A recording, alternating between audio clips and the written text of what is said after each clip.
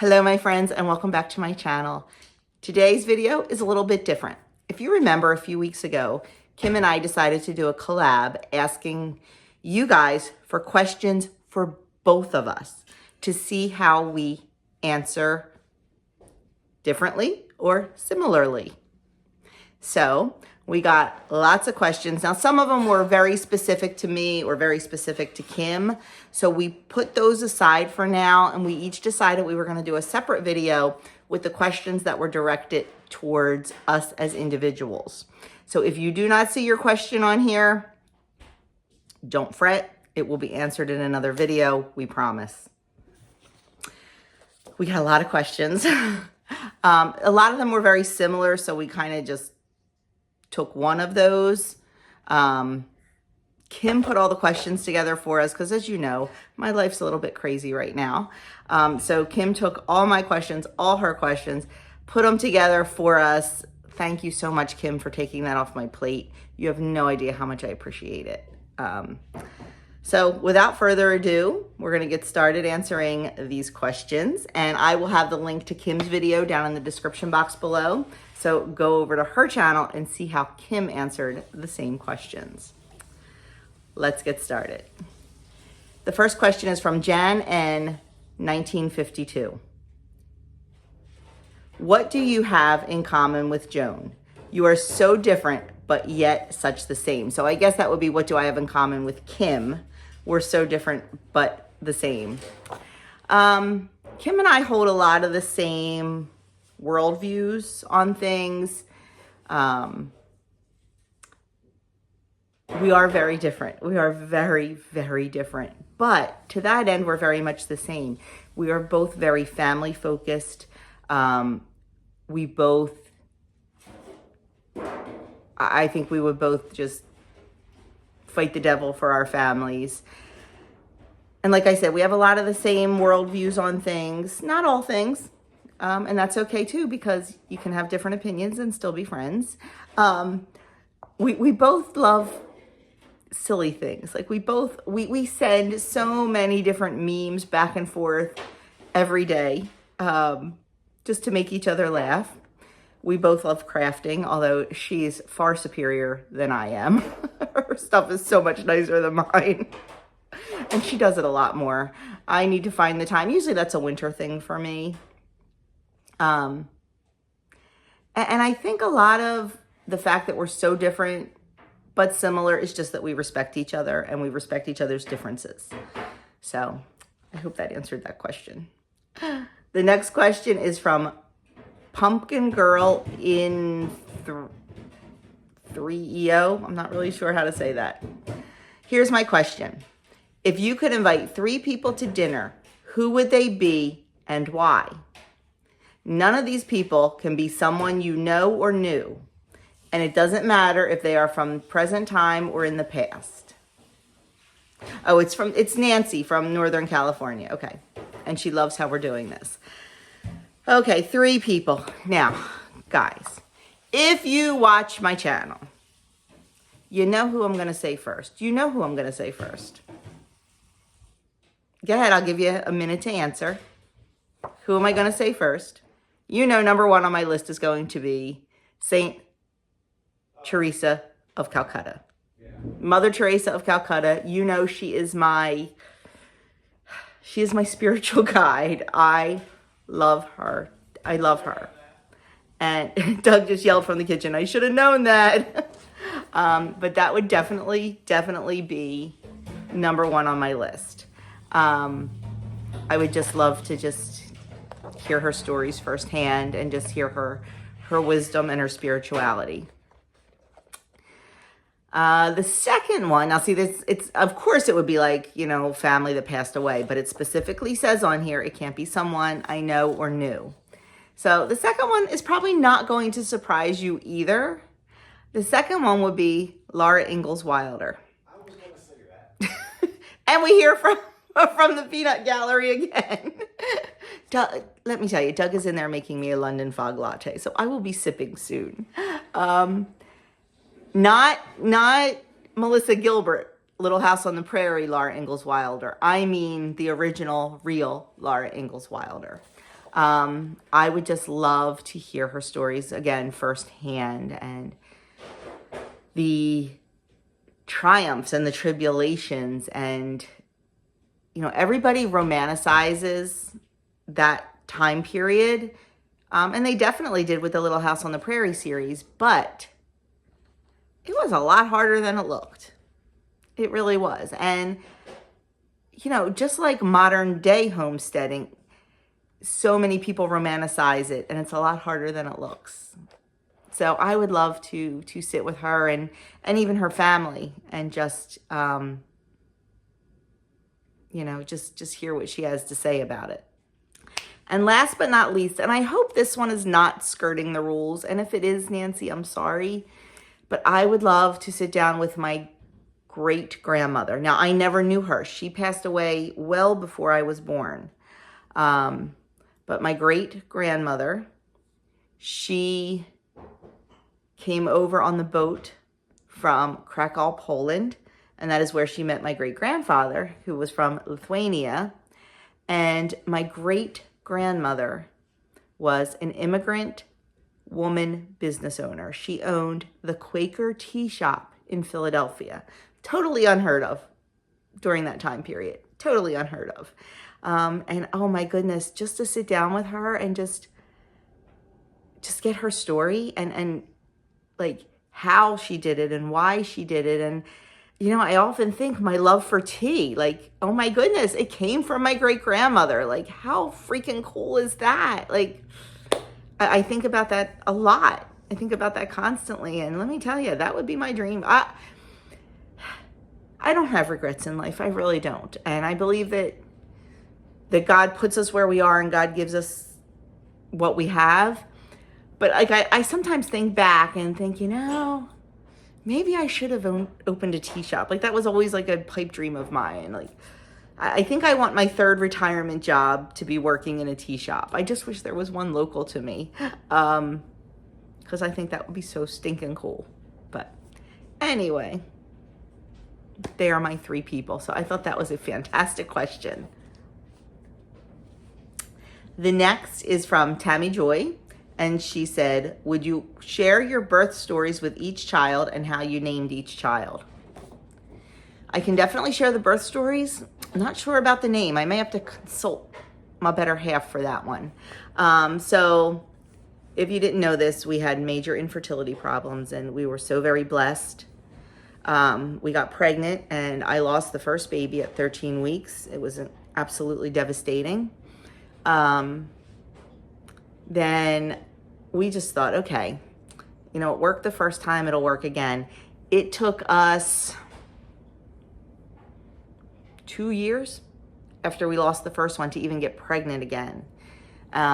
We got pregnant with Andrew, and because of the infertility drugs that I was taking, I had what's called hyperstimulation, and I ended up with a cyst on my ovary that was the size of a volleyball. It was huge. So the first 6 months of that pregnancy were a little bit scary. I was just worried about the cyst and because I had lost a baby already. But at around the 6-month point, the cyst resolved itself. And they said that would happen. And they were right. It kept shrinking and shrinking and shrinking, and it did resolve itself. And it was a pretty good pregnancy. On September 26th, okay, I was due on October 20th with Andrew. And on September 26th, I had my baby shower. It was a surprise baby shower. I was supposed to be going out to lunch with my sister. I wanted to cancel so bad. I did not feel well. I wasn't sick. I was just tired, and I was swollen, and I was just, I don't know. I just didn't feel right. But I pressed on, and I went, and it was my baby shower. So thankfully I did go, or they would have had to tell me. And then after my baby shower, that night, I guess we got back, it was like it was like from 4 to 8. It was a dinner. And we got back to our house. And our nursery was pretty much all done for him except the final touches. And I got all those final touches as shower gifts, all the bedding and decorations and so many clothes. We did not know what we were having, so they were all neutral. So my mom, my 2 sisters, and my niece all came back to our house and they washed everything and dried everything and hung up all the baby clothes and folded all the t-shirts and put all the bedding on the bed and, you know, just did everything and finished the nursery 100%. Well, actually, I sat in the glider with my feet up and wrapped my legs because they were so swollen. So it was a fun night. It was such a fun night. And then the next morning at 5 a.m., I got up to go to the bathroom, went to the bathroom, got back in bed. And the minute I laid in bed, I had this weird cramp. And then I felt something wet. I'm like, and TMI, I know, and that's okay because most of you are women. You know, in the like late stages of pregnancies, sometimes you leak a little bit. Sometimes you gotta go and yeah. Like, oh man, I peed myself. So I went back in the bathroom and I went to sit down on the toilet and all of a sudden, whoosh, my water broke. That's what it was. That was that little cramp and that was that trickle.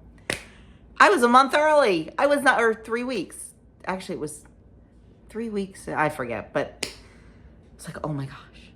So I'm like, Doug, I'm screaming for Doug. And we had this, the weirdest things you remember. We had this candle that sat on the back of the toilet and it always used to fall off. He thought the candle fell off and broke. And that's why I was calling him. I don't know where he got that from, but that's what I don't know. So he walks in, you know, totally asleep. He's like, what's wrong? I'm like, my water broke. Well, I never saw him wake up so fast. He's like, what? You're not due. I'm like, yeah, I know I'm not. I think we need to call the doctor. So we called the doctor and they're like, you need to get over here. I'm like, I get that. And we always joke that we just didn't want to go into labor on a Monday morning at 7 a.m. because we were driving into Philadelphia. The hospital where I had the kids was in Philadelphia. And, you know, traffic on the bridge and just traffic. So we're like, oh my gosh, here it is, 5 o'clock in the morning. So Doug's like, well, I'm going to get a shower while you're calling the doctor. I'm like, okay. So I called the doctor and, you know, they're like, yep, you need to come in. And I said, well, can I get a shower first? They're like, no, just come in. We'll let you get a shower when you get here. And I'm like, okay, whatever. So we went over. Miracle of miracles. I guess everybody took off that day because there was zero traffic. We got over there. We get up to labor and delivery. There was a line. There's a line to get in labor and delivery. Yeah, it was crazy. So because my water broke and because I was so early, I was given priority and taken first. And pretty much labor stopped. So I went in, we got there probably around 7 a.m. and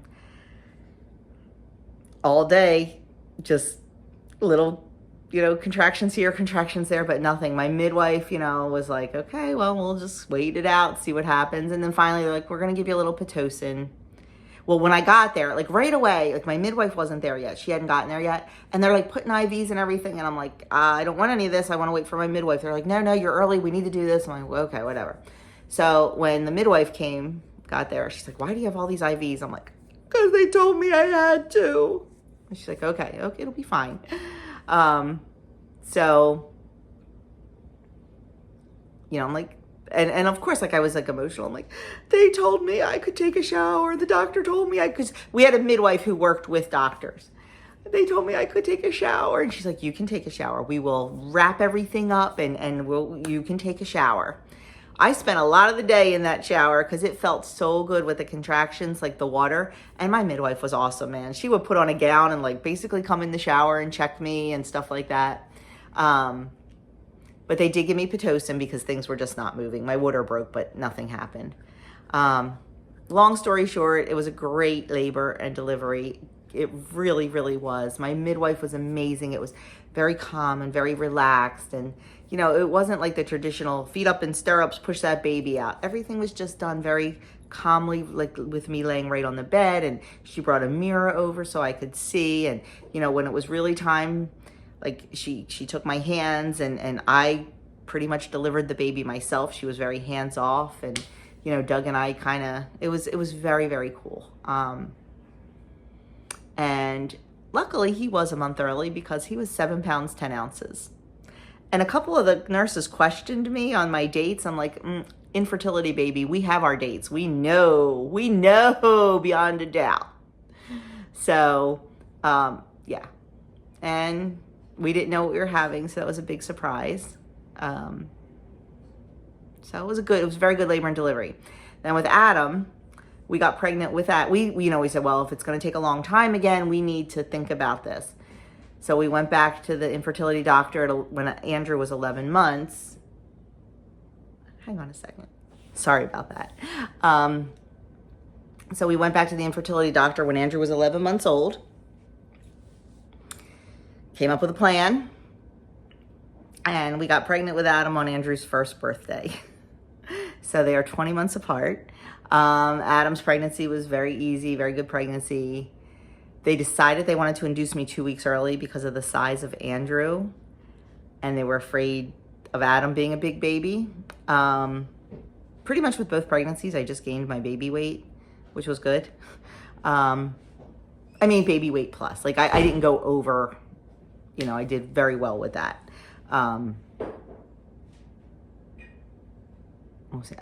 So they wanted to induce Adam. I wasn't thrilled about it, but I understood. So he was 2 weeks early. His birth was not fun. Not fun. Same midwife, great, labor and everything. And then when it was time to push, he got stuck with his head out. And that is incredibly dangerous because if the head is out, they can't do a C-section because they can't push it back in. I closed my eyes to push, and when I opened my eyes, the room was filled. There were doctors, there were anesthesiologists, there were surgeons, there were pediatricians. The hospital I delivered at is attached next door to Children's Hospital of Philadelphia, a very renowned children's hospital. It was scary. I really thought it was like the old-fashioned days when the doctor has the foot up on the bed, like yanking the baby out. That's what was happening. Doug was pretty sure that either the baby or myself were going to not make it. He said it was the scariest thing that he has ever experienced. Long story short, Adam's fine. His collarbone was broken upon delivery. His shoulders got stuck. He had broad shoulders and his shoulders got stuck. And the doctor later told me that it was pure mama force that got him out of there. He said, you were determined and you just did an amazing job. So he was totally purple, but he came around really quickly and all, and they were going to take him down to the NICU for a little bit. So they took him and Doug went with him. Next thing I know, they're back and they're like, he will not stop crying. He wants his mama. Like, nurse him, love him, we'll keep checking him while he's with you. So that was a very scary birth, very scary, very different from Andrew's, but that's the story. And when we got married, we wanted 6 children. That was our magic number, but with all the obstacles and infertility, we were just beyond blessed to have our 2 boys. That was a long one, I'm sorry. So our next question is from Teach Love Inspire 561. How did you both learn how to do YouTube videos, editing, etc.? I've thought about it, but it seems complicated. What would you recommend for someone who wants to get started? So I just started. You just have to jump in. And I think you would have a fantastic channel. And I think you should do it. I learned by watching other YouTube videos, honestly. I'm having a London fog latte delivered to me. Thanks, hon. You're welcome. I learned from watching other YouTube videos, and I learned from trial and error. So I do not have a dedicated camera. I record on my phone. I have an iPhone. I record on that. And I just had to learn how to get the videos off of my phone onto my computer. Now, at the time, I was using an iPhone, but I was using a laptop. So sometimes it was hard because they would not communicate well at all. It was frustrating. It was hard. You can also do all the editing and everything right from your phone. I was not good at that. I know, I believe Sandy over at Life with Sandy does that. One of the homesteading channels I watch, Jessica from Three Rivers Homestead, she does everything right from her phone. I was not good at that.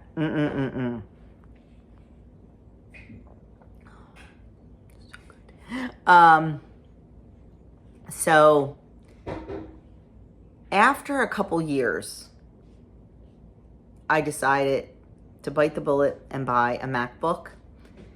Because Denise over at Dish with D, that she had a MacBook and she was like, it is so easy. It is so easy. It is so easy. So I decided to bite the bullet, put a little bit of money back into my YouTube business and do it. And it has made it so much easier.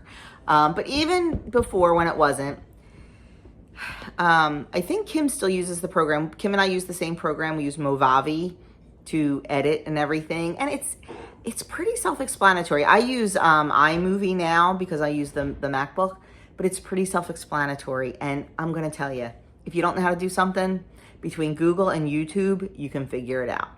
Now, I know my videos are not the most aesthetic. I know they are not, you know, I look at other videos and I'm like, oh my gosh, like I wish I could shoot like that. I wish I could edit like that. But you get what you get with me. It's raw, it's real, because that's how I am. But it's really not as hard as it seems. The hardest part is just deciding to do it. And if you ever have any question, and Kim was oh my gosh, poor Kim had to answer so many questions from me and Denise. But we figured it out, and you can figure it out. And if you are even thinking about doing this, just do it. You have nothing to lose. If you have a phone,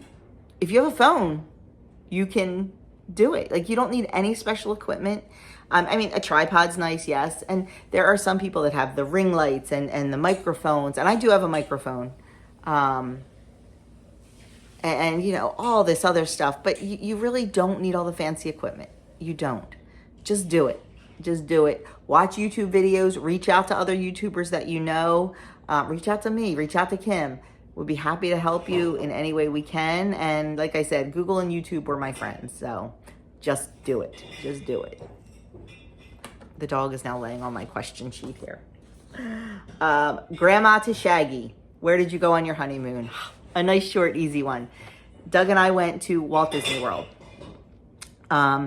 We had both been to Disney World on our senior class trips, but not together.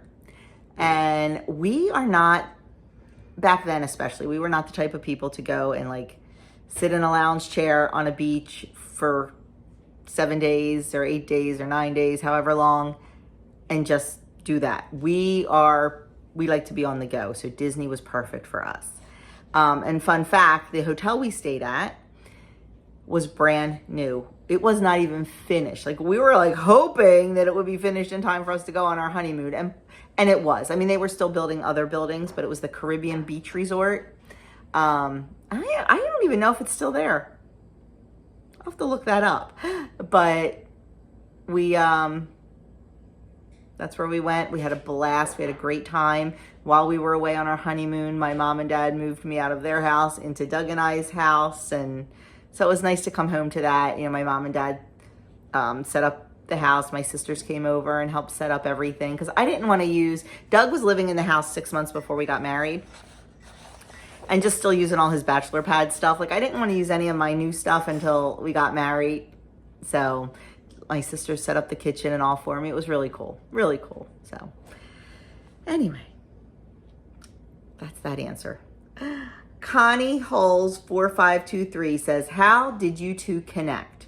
I love the two of you. You are both so nice, honest, and totally enjoyable, but at the same time, different. First, thank you for the kind words. Secondly, we connected through YouTube. I believe Kim knows this story better than I do, so go over to her and watch her answer for this. I want to say it was just through, like, we found each other through, like, Weight Watchers content, because at the time we were both Weight Watchers channels. And I think we found each other through Weight Watchers content and maybe a collab, and honestly, we just clicked. And yes, we are so different. And that's what makes it such a cool friendship. The fact that we are so different, but so alike, and we just have such a great time. We had a great time when we met in person. We have a great time every day. I mean, we talk to each other on the phone a lot during the week. We text constantly. So, yeah, but it was definitely through YouTube how we met and connected, and through Weight Watchers content. Okay, let's see. CLSMLS2. Do you still have any childhood or high school friends? And have you ever been to a class reunion? Yes and yes. Yes, I still hang out with high school and childhood friends.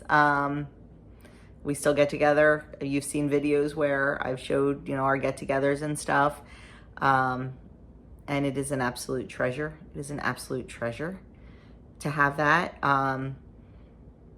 Doug and I were a year apart in school, and I am very close to a lot of the kids the ladies and gentlemen in his class too. And yes, I have been to reunions. I have actually planned our reunions. I'm on the reunion committee. Not only have I been to my reunions, but I've also been to Doug's reunions, and I look forward to them constantly because it is just so wonderful, especially at this stage in our life where you're a little bit more mature and, you kind of let bygones be bygones if you didn't get along with certain people and stuff like that. So yes, it is an absolute treasure to have those friends. Okay, Inez says, we've got 2 questions here from Inez. What was your dream job when growing up, and what did you end up doing? My dream job was being in the dental field. And yes, that's what I ended up doing. I was in the dental field for 30 years. Love teeth. Love teeth. In the dental field, you never really work full time.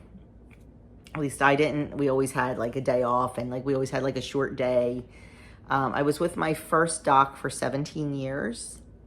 I worked like 3 days a week, I think, with him, even after I got married. And then I left him and I was with my next doc. Was I with him? Or maybe I was with him for 13 years. I was 30 years total, but I was with my next doc for a very long time. When I had Andrew, I went back to work 3 mornings a week and decided it wasn't for me, so I gave my notice. They asked me if I could stay until they found somebody. I said yes. Well, that was a nightmare. They couldn't find anybody that they liked. So I got pregnant with Adam, and I'm like, look, I will stay through this pregnancy, but then I promise you I am leaving. Like, I'm not coming back. I'm staying at home with the babies. They're like, okay. So Adam was born. I went in to clear out, all my personal belongings. And they're like, well, what do you mean? I'm like, I told you I wasn't coming back. And they're like, well, we don't believe you. I'm like, well, bye. So when Adam was about 5 or 6 months old, I got a phone call from the office. They're like, so-and-so's in the back vomiting, and so-and-so already called out sick, and so-and-so is on vacation. Is there any way you can come in and help us out? You don't have to do clinical. Don't even wear scrubs. Just answer the phone. Like, help us out here. So I called my mom, and I asked her, and she's like, yeah, sure, I can watch the kids. Go have a good time. So I did, and I enjoyed it. And when I was leaving that day, my boss said, hey, I have a proposition. Would you like to come back 1 day a week? We will create a brand new position for you. If you do not want to do clinical, you do not have to do clinical. If you would be willing to step in and do clinical on days when we need you, that would be great. So I talked it over with my mom, who said, I would love to have the boys 1 day a week. And that's what I did. So I did end up going back after my 6-month hiatus 1 day a week. And I figured this will be good because when the kids are in school, I'll be able to, pick up some more time or whatever. Long story short, I retired working 1 day a week. I didn't realize that once the boys got in school, my life would be even busier because, PTA president and this committee and that committee. So it was a beautiful, blessed dental life, and I have no regrets about it. That was probably longer than you need it. And she also says, would you ever at some point do a meet and greet? I would love that. I would love to find a central location where we could do that. Now, I have been incredibly blessed to have met a lot of subscribers, Inez being one of them. We try to get together a couple times a year, me, Inez, and Denise, because she's local, to go out to breakfast or lunch. You know, I've met Kim. I've met, oh my goodness, I've met Edie. I've met other subscribers, like, just randomly. And it's just, I met Sandy Stiles, and it's incredible. And I would love to do some kind of big meet and greet. That would just be amazing. Oh, Sparkly Susan says, which came first, the chicken or the egg? I believe that the chicken came first because, you know, I am very religious, very faithful, and, you know, God created the animals. So I feel that God created the chicken to lay the eggs. That's my belief. So I think the chicken came first. Jan N 1952 wants to know, how did you meet Doug/David? Doug and I met in high school. I guess we met my freshman year, and then we had gym class together. We played badminton. Back when I was in high school and Doug was in high school, the 9th and 10th graders had gym class together. So that's why we were in class together. And then fast forward, I guess sophomore year, I had such a crush on this guy. Oh, such a crush on this guy. And we won't mention any names to protect the innocent. He invited me to prom. I was like head over heels for this guy. Turns out he just needed a prom date and he was gay. And, you know, back in 1983, it wasn't as open or acceptable as it was, you know, today. So I was basically his prom date, and he basically broke my heart because I really had a crush on this guy. And actually, and like we were all like in a big friend group. And Doug is actually there to pick up the pieces, and like Doug kind of had a crush on me and I didn't know it.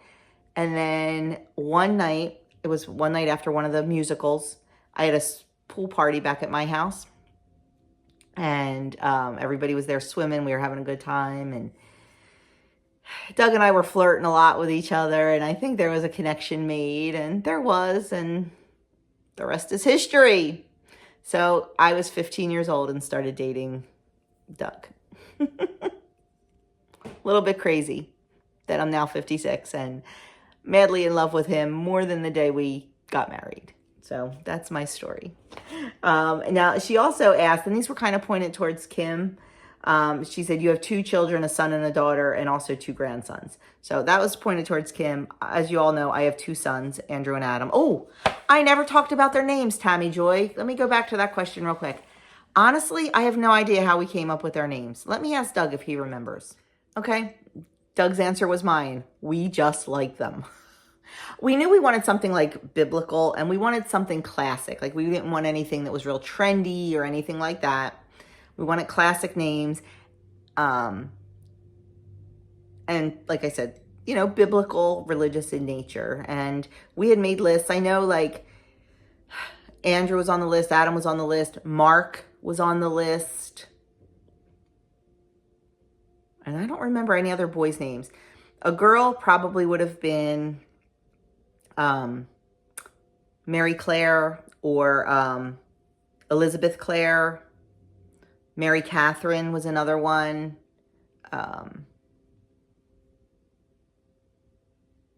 think if I had a girl today, I'd name her Fiona. I love the name Fiona. And their middle names, Andrew's middle name is John, and he was named after both Doug's dad and my dad. And then Adam's middle name is Russell. My dad's name was John Russell. No one ever called him John. Everybody called him Russell. And he had passed away by the time Adam was born. So we gave Adam Russell as his middle name. So I apologize, Tammy Joy, for missing that part of the question, but there you go. There's the answer. So yes, Jan, I have 2 sons. Andrew will be 25 in 2 weeks. Adam is 23 and no grandchildren. Okay. Susan, AWGUL 4090. She was wondering if we're still doing Weight Watchers. I am not doing Weight Watchers anymore.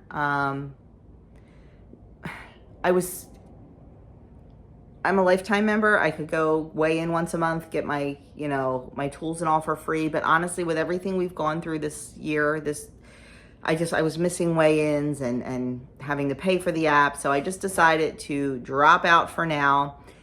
I'm still very careful about what I eat and things like that. I am a little higher than I want to be right now, so I'm working on that. Still way down from my original starting point, thank goodness. But will I ever go back? I don't know. I might someday decide that I want to count points again. But right now I'm just intuitive eating, just very careful about what I put in my body, very careful about, the food that we eat, the food that we consume, the ingredients that we use. And I'm very, very mindful of portion sizes. So no Weight Watchers right now, but maybe, you never know. I'll never say never. Okay. Oh, my buddy Jason over at the Average J. You took away the 3 topics that would get the best questions. We said we were not going to talk about politics, religion, or sex. We did say that. But I would like to know if you or Kim ever got a recipe suggestion that you made and everyone in the house hated it. Were you honest with the person that suggested that recipe? Oh, that's a good question. I have gotten some recipe suggestions, and some of them I have made with great success and we have liked them. Other ones I looked at and I'm like, I know right away this is not for us. I know we are not going to like this, so I'm not even going to make it. And I quietly filed it away. So no, there's really been nothing that I've ever made that we haven't really. Now, a recipe suggestion from a subscriber, there's been nothing that we've made that I haven't liked. I've made plenty of things that we haven't liked that have been total bombs. But I have never, no, the few that I've made from subscribers I have liked, and other ones I just knew by looking at them that we're not going to be a hit here, so we just didn't make them. Jan N, how did you and Kim meet, and how did you become such good friends? We sort of answered that a little bit. We met through YouTube, through Weight Watchers YouTube. We just happened to find each other, and then like our circle kind of expanded, and we started all the collabs and the Tuesday tags and stuff like that, and we just clicked. I know that sounds really, really cliche, but we just clicked. We clicked early and we clicked hard, and I am so incredibly grateful to have her in my life. I mean, while she might be 5 states away and we only get to see each other, well, only once so far, we talk every day, we text every day, and I just know that she's there and has my back, and she knows I have hers. Donna Lawrence wants to know, what food did you crave when you were pregnant? She craved watermelon and dill pickles with all 3 of her pregnancies. Watermelon was mine too. It was, Donna. With both pregnancies, watermelon and peanut M&Ms.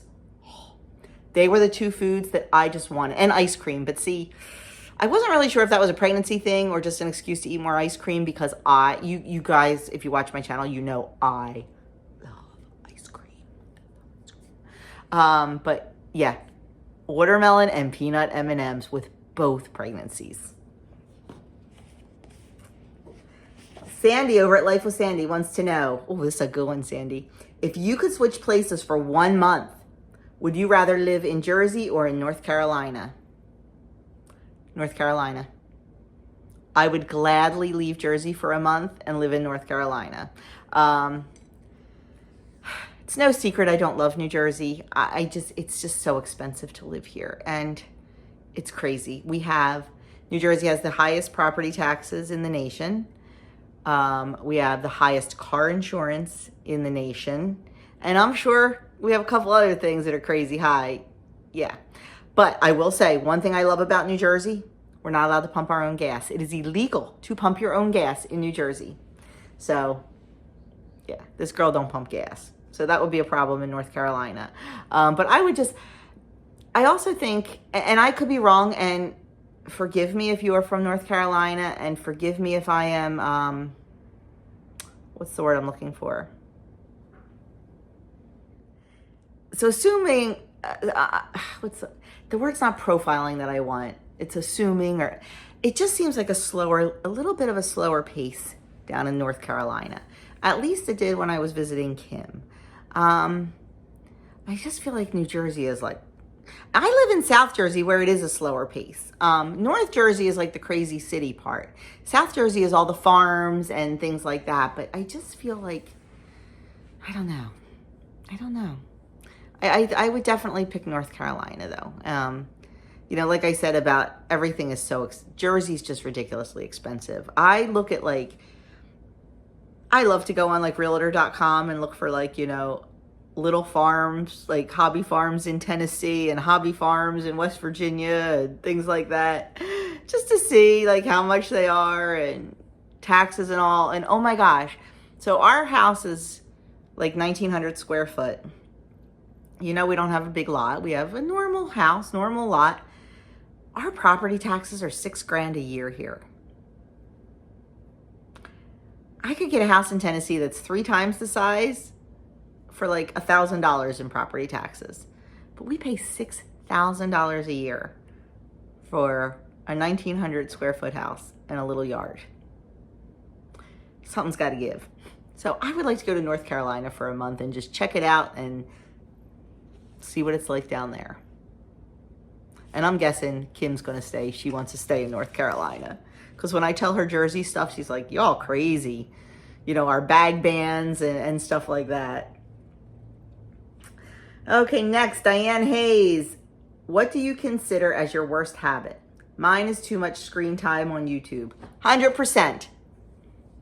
Too much screen time. I have several bad habits, and I'm happy to share them. I work on them. I really do. I try. Too much screen time is definitely a problem of mine. I need to work on that harder. And procrastination. I'm really good at procrastination. And it's funny, as picky as I am with my house and having to have everything in order and all, sometimes my bedroom becomes a dumping ground and it makes Doug crazy. He's like, are those shorts dirty? If they're dirty, put them in the hamper. If they're not dirty, put them in your drawer. Don't put them on the ironing board. Don't put them on the cedar chest. Don't put them on the floor. Put them away. Doug is so good and so like good about that kind of stuff. But it's funny because as good as he is about that kind of stuff, he'll leave the kitchen, like he'll clean up, but he won't wipe down the stove. He won't wipe down the counter. He won't, like, it's so funny how we both have our little things like that. But they're definitely, I think, my 3 worst habits. Now, I'm sure if I asked Doug, he could come up with more, but they're my 3. Too much screen time, procrastination, and I let my bedroom get a little too messy. And it shouldn't, because that is my oasis. Now, granted, I clean it constantly, but if I would just take the time to put those shorts in the hamper instead of on top of the cedar chest. Yeah. Okay. Nurse Bev wants to know, what country would you most love to travel if you could only choose one, and why? I have 2 for 2 very different reasons, and they are literally tied. But I know I have to pick one. But I'm going to give you 2 anyway. So I think number 1 would be Italy. I would love to go to Italy. I would love to experience the culture, the food. I'm not Italian. I have that much Italian in me. That much. But I would love to go to the Vatican. I would love to be an audience to the Pope. Oh my gosh, like how cool would that be? And just all the places in Italy. Like that would definitely be my number 1. A darn close second, number 2, would be Poland, because I am Polish. I'm a lot of Polish, and I would love to visit Poland and possibly find some ancestors. So, but Italy would be my number 1. Come on. The food, the culture, the Vatican. Oh my goodness, this is going to be too long. Okay, hopefully there's some short ones. Grandma to Shaggy, is there a story behind the names you selected for your children? We kind of answered that already. No. We just liked them and we wanted something traditional and biblical. Janet wants to know, if you could live anywhere in the world with your family, where would you live?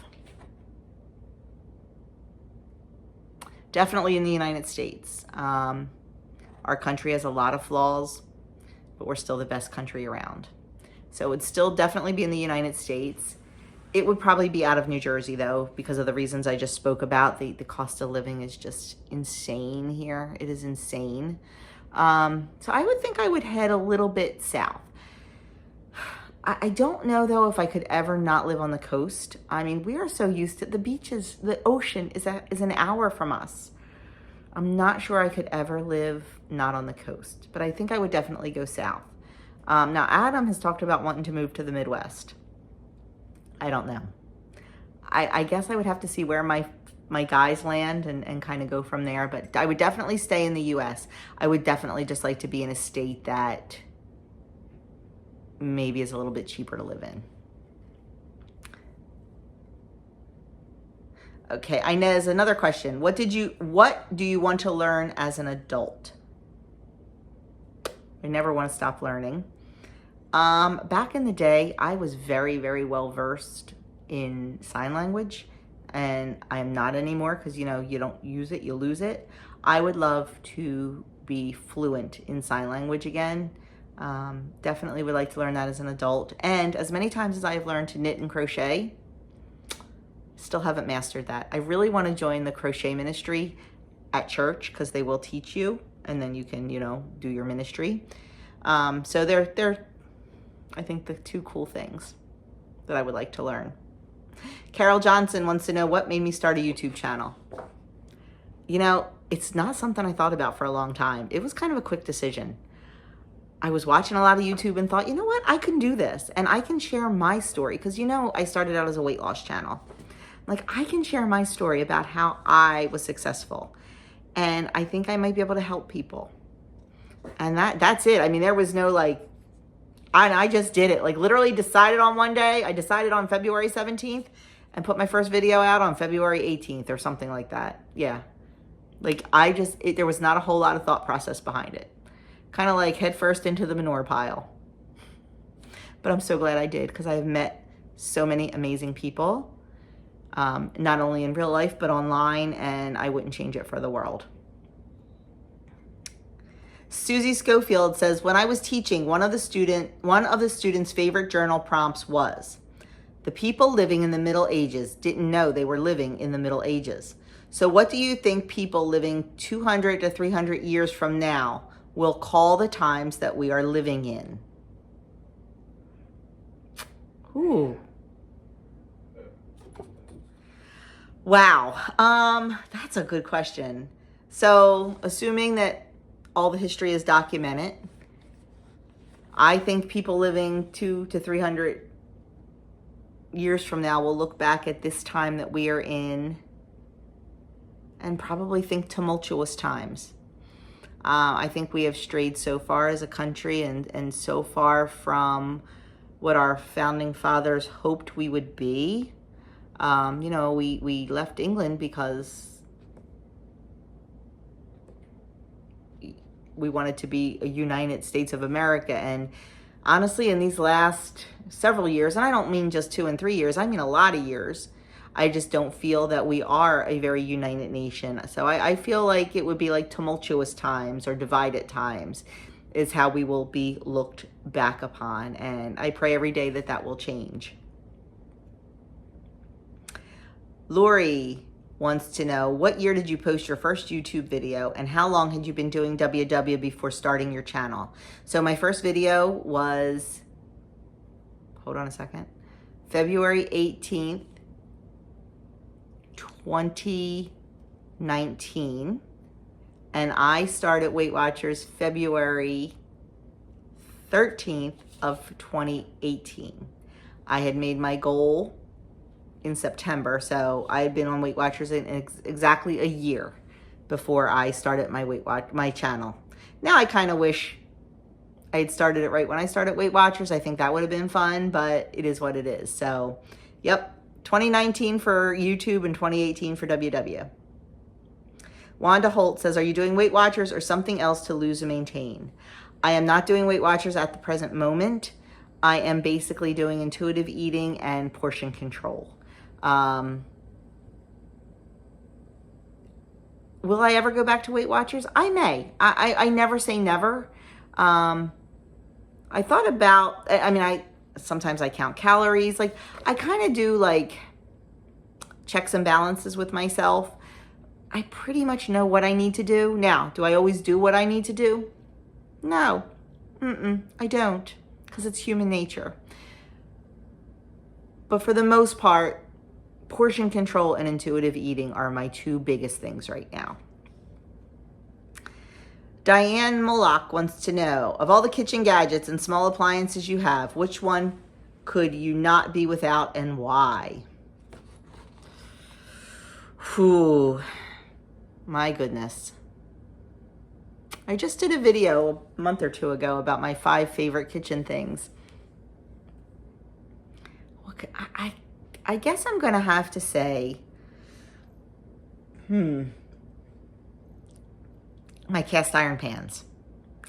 I love cooking on cast iron, and you can just use them for everything. Don't have a casserole dish? Throw it all in a cast iron because you can put those right in the oven. You know, like, I just love them. Like, you know, I have a lot of cast iron and I use them every single day. I don't even put them away. They sit on top of my stove. And I use them for everything. You know, I try hard not to use the microwave. Really getting away from using the microwave. So like, you know, I need to melt butter. My cast iron's sitting right on the stove. I just throw the butter in the cast iron. Oh, you know, I'm making this pot pie. Hey, I'm just gonna throw it in the cast iron, mix everything, cook the meat in there, throw the vegetables in, put the topping on, put it in, you know, one dish. Don't even need a mixing bowl. I think they're very versatile. And yeah, I think that's what I couldn't live without. Now I do have a decent amount of cast iron. I have a 12-inch, 10-inch, and 8-inch skillet. The 8-inch skillet was my mama's. I can close my eyes and just remember her making eggs in that. I also have a Dutch oven. I have 2 Dutch ovens actually. And I have like a brazier, and I can pretty much use those for everything. Like I could make cookies on them if I had to, like instead of a cookie sheet. So definitely my cast iron. That was a good question. Now, I'm not saying I don't love all my other stuff, like, oh my gosh, my hand blender and other things that make your life just so easy. My grain mill, oh my goodness, like I grind flour practically every day. I love my grain mill, and oh my goodness, so many things, but I'm gonna go with cast iron.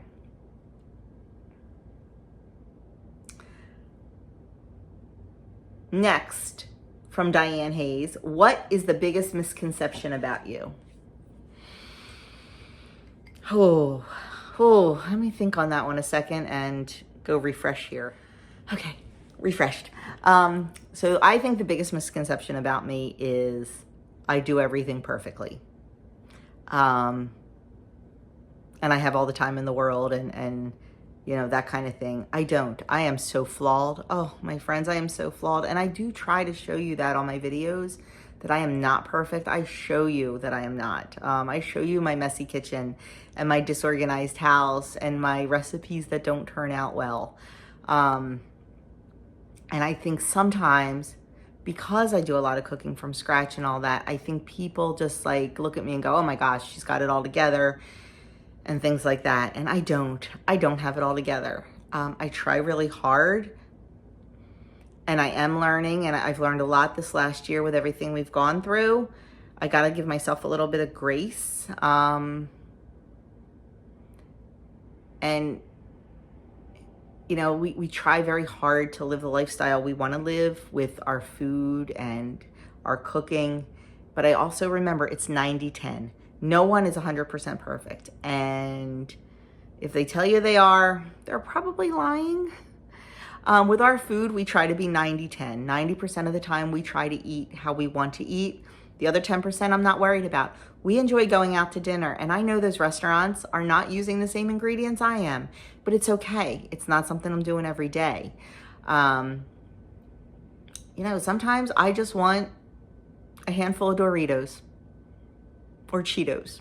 Worst snacks you could ever put in your body. But you know what? Sometimes I want them, and sometimes I will eat them. And I will have a few, and it will satisfy that craving, and I'm good for another 6 months. So I think that's one of the things, like, that I'm a perfectionist. And I'm really not. I'm really not. And that's why I try to show you. If I could show you my messy basement right now, oh my gosh. And like, what did we just clean it 2 months ago? It becomes a dumping ground. I need to get down there and clean it. I do, because I do want to do a pantry tour for you. So I have to clean it up before I show you. So yeah, I think that would be a big misconception, is like perfectionism. Nancy from North Carolina. Oh, I'm sorry. We already answered that one. That was on here twice. Dinner with 3 people. Nurse Bev wants to know, what is my favorite childhood memory? I would have to say trips to the Jersey Shore with my family. That was like our vacation every year, was we went to the Jersey Shore. And it escalated as the years went on. Like, you know, we went from like going for like 4 days staying in a hotel to having a condo in Sea Isle City and stuff like that. But trips to the shore, especially in the later years, when it would be like a lot of us. And like we would, you know, go out crabbing during the day and have a big crab dinner and that kind of stuff. But that is definitely a huge, huge childhood memory that I absolutely cherish, is trips to the Jersey Shore. Susie Schofield wants to know, what would your ideal day look like? Oh my goodness. Okay, well, my ideal day, I think, would be spending the entire day with Doug and the boys, just doing such fun stuff. Going down the shore, going bowling, going miniature golfing, just doing all the fun stuff with Doug and the guys, having great meals, just having fun and laughing and just being together. That would be my ideal day. Just spending it with the people that I absolutely cherish and love more than anything in this world. That would be awesome. Yeah. Getting up early, starting the day off, maybe going to daily mass together as a family, and then just taking off and having a blast. And just doing all the things. Doing as much as we could in 24 hours. That would be ideal for me. Judy Rivet wants to know how long we've been married. Where did you retire from, what type of job? Okay, well, Doug and I have been married. It was just 34 years on April 21st. We dated for 6 years before that, so we have been together for 40 years. I was 15 years old when we started dating. Almost 16, like just 2 months shy of 16. So yeah, we've been together a long time. And where did we retire from? So Doug is not retired. Doug still works he's been at the same company for 23 years now. 23? 23 years. 22. Adam's 23, and I was pregnant with Adam when he took this job. So it is 23 he's been, yeah. So he's been at the same company for 23 years. I worked in the dental field, like I said, for 30 years, and I retired in 2014 from that. The doc that I was working for was retiring, and I just felt at that point I didn't have the desire to go into another office, and like, especially as an older employee, and just dealing with all the drama. Because let me tell you, most dental offices are mostly women, and there's drama. I have no time for that. And also, I was so used to my doc's way of doing things, I just didn't want to break a new one in. So I retired in 2014, and that's when I started my home daycare business. I'm semi-retired from that now. I used to have 5 children 5 days a week, and now I do not. I do not take more than 2 children full-time, and I will take 1 or 2 part-time here and there. Like right now, I have one little baby, a 1-year-old, 5 days a week. and I have a 4-month-old 4 days a week, and I have a 2-year-old 1 day a week.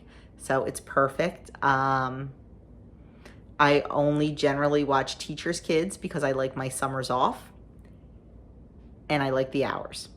You know, by like 3:15, everybody's out of here, and I have the rest of my day. So that's my retirement job that I am working on retiring from, but not completely yet. And I think, assuming Doug's health is going to be okay, assuming he's good, I think he'll probably work. It would not surprise me if he worked for another 10 years.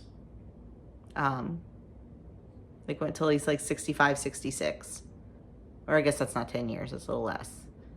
But you know, it just depends. Depends on the world, depends on the economy, depends on health, depends on everything. So, but yeah, so that's the answer to that question. And let's see, 2 more. Regina wants to know, Regina Pinty, who is your favorite singer, and do you watch old TV shows like Frasier? My favorite singer is Billy Joel. Hands down, Billy Joel. Billy Joel, Billy Joel. That's all I have to say about that, Billy Joel. Do I watch old TV shows? I do. I like Seinfeld. I watch a lot of Seinfeld. Like, you can always find Seinfeld on. Like, and we don't watch a lot of TV, but sometimes, like, if I'm in the kitchen cooking and I'm going to be in there doing like a big project, like making bread or making rolls or something that's going to take time, I have my iPad in the kitchen, and if I don't have any YouTube videos to put on, and I've already done my YouTube rosary for the day, and I've caught up on all the other things I like to listen to, I'll like just put YouTube TV on, and I'll watch like Seinfeld, because that's always on, or it's really not like a comedy show, but Guys Grocery Games or something. That's usually when I do most of my watching, is when I'm in the kitchen working on something that takes time. But so yeah, I do like, I think the older shows are so much better. I do. I really like the older shows. I really would like to see if I can find that show. I don't know if any of you remember it, Brooklyn Bridge. That was one of my favorite shows. It was only on for like a season or 2, but it was a really good show. So yeah, so I like the old shows. Last but not least, last question. Have you ever served on a jury trial? No, I have not. I think it would be very interesting, but I have never been. I have gotten a jury summons, but when you have to call to see if you have to report, I've never had to report, knock wood. And back when my mom was living, like that last year, I actually got called, but because I was my mother's primary caregiver, I did not have to go. So maybe sometime in the future that would be pretty cool, but I've never served on a jury. So that, friends, is it. This was stupid long, and I do apologize. I got off on tangents and things. But anyway, that is it. Thank you so much for all these wonderful questions. And like I said, some of the questions that were specific to me or specific to Kim, we are going to film our own videos on that and answer those questions for you. If you made it to the end, thank you so much for watching. Make sure you check out Kim's video below. The link is below. I can't wait to see Kim's answers. I'm sure hers will be better than mine. She's definitely more articulate than I am. And probably didn't have all these interruptions. But anyway, thank you so much, guys. You have no idea how much Kim and I both appreciate your support. We appreciate you watching us. We appreciate you tuning in, subscribing, and all that. So with that, like, comment, subscribe, share, and go check out Kim's video. And I will see you guys all in my next video.